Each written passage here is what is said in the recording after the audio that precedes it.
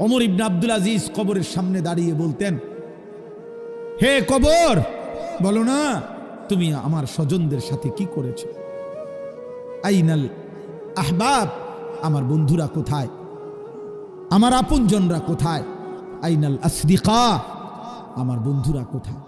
আইনাল জুল্লাস, আমি যাদের সাথে বসতাম তারা কোথায়? আইনাস সাম্মার, আমি যাদের সাথে রাত জেগে গল্প করতাম আমার সেই আপনজনরা কোথায়?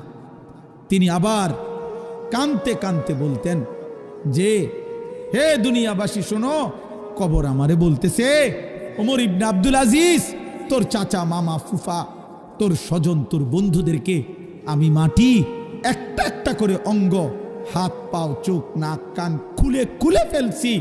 আমার মাটি আমার সাথে আমি মিশায় ফেলছি।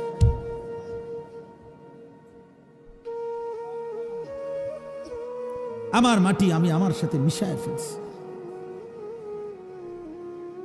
দোস্ত আমার, বন্ধু আমার,